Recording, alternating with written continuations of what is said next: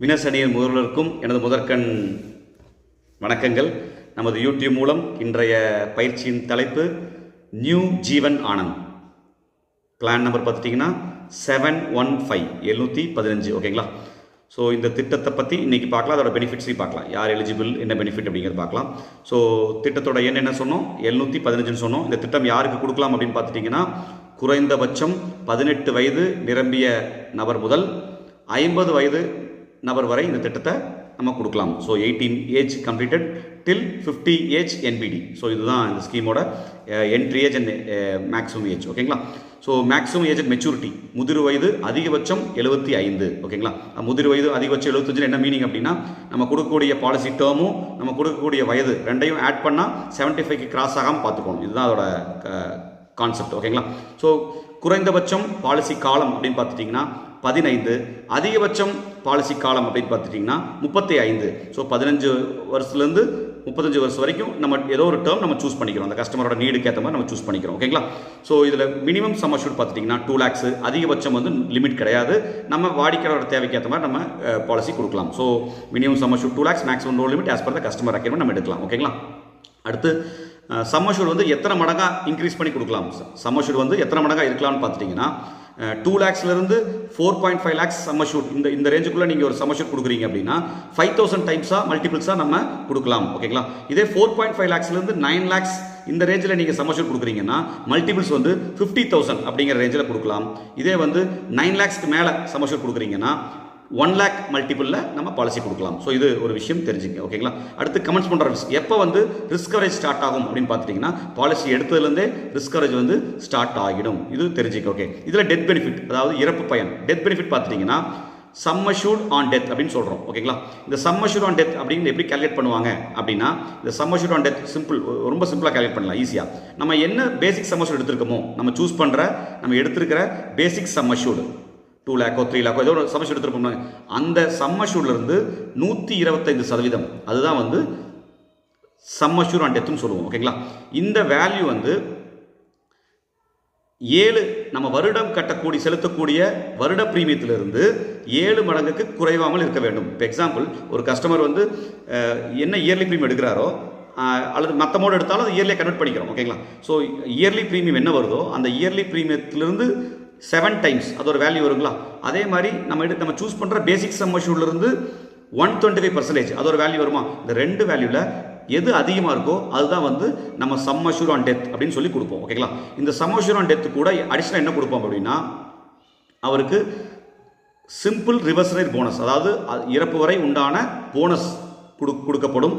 இதே ஒருவேளை final edition bonus இருந்துச்சுன்னா அதுவும் தேவைப்பட்டால் சேர்த்து கொடுப்பாங்க ஓகேங்களா. Some assured on death plus bonus அப்படின்னு சொல்கிறோம் ஓகேங்களா. ஸோ இது சம் அஷ்யூர்ட் டெத்துக்கு தான் 2 ஃபார்முலா சொன்னேன், 125% ஆஃப் த சம் அஷ்யூர்ட் அல்லது 7 times of the annual premium whichever is higher. இதுதான் அவர் கேல்குலேஷன்.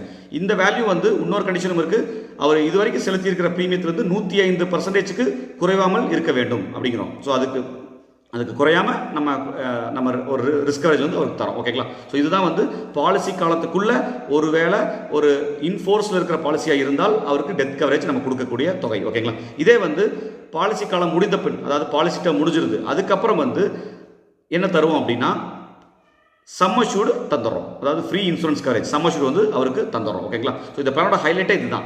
ஸோ பாலிசி டேர்மில் ஒரு மெச்சூரிட்டி பணம் வந்துடுது, மெச்சூரிட்டி பணம் வாங்கினதுக்கு அப்புறமும் கூட மறுபடியும் ஒரு சம் அஷ்யூர்டு நாமினிக்கு ப்ரொவைட் பண்ணுறாங்க ஆஃப்டர் மெச்சூரிட்டி. இதுதான் இந்த பிளானோட ஹைலைட்டு. இதில் மெச்சூரிட்டியில் என்ன தராங்க அப்படின்னு பார்த்துட்டிங்கன்னா, சம் அஷ்யூர்ட் ஆன் மெச்சூரிட்டி அப்படின்னு ஒரு வேல்யூ தராங்க. சம் அஷ்யூர்ட் ஆன் மெச்சூரிட்டிங்கிறது ஒன்றும் இல்லைங்க, பேசிக் some assured plus bonus plus final edition bonus, இந்த 3 சேர்ந்தது தான் மெச்சூரிட்டி பெனிஃபிட் சொல்கிறோம்.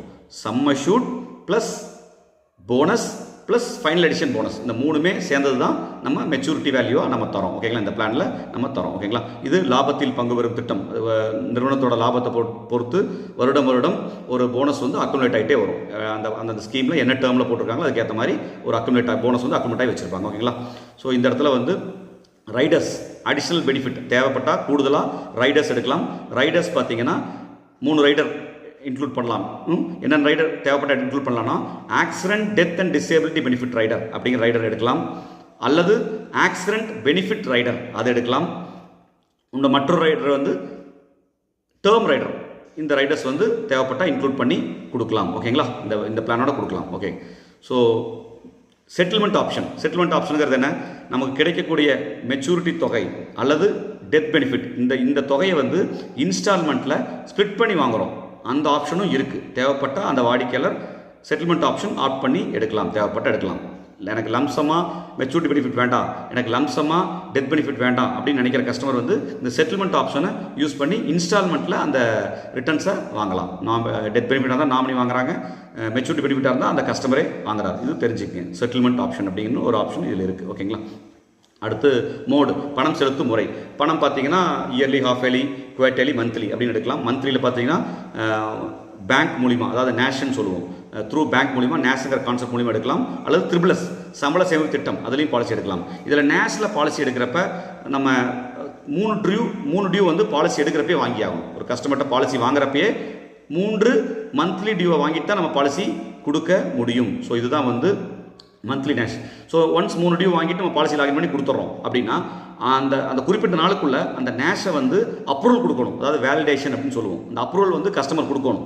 ஸோ ஒன்ஸ் அந்த அப்ரூவல் கொடுத்தா மட்டும்தான் மாதம் அவர் அக்கௌண்ட்லேருந்து டெபிட் ஆகும், ஆட்டோ டெபிட் ஆகும். ஓகேங்களா, ஒருவேளை அந்த வாடிக்கையாளர் வந்து அப்ரூவல் கொடுக்காம விட்டுறாரு, ஒரு 3 மந்த்ஸ்க்கு மேலே ஆயிடுச்சு அப்படின்னா, ஸோ ஆட்டோமேட்டிக்காக என்ன ஆகும் அப்படின்னா, இந்த மோடு வந்து மந்த்லி நேஷ்னலேருந்து அந்த மோடு வந்து ஆட்டோமேட்டிக்காக குவார்ட்டர்லியாக மாறிடும். ஸோ இது நல்லா, இந்த தகவல் நல்லா தெரிஞ்சுக்கேன். ஸோ அப்போ நேஷனல் பாலிசி போகிற மாதிரி தான் கட்டாயம் 3 மாதம் டியூ வாங்கி பாலிசி லாகின் பண்ணிவிட்டு அதுக்கப்புறம் அந்த கஸ்டமர் வந்து வேலிடேஷன் பண்ணி ஆகணும்.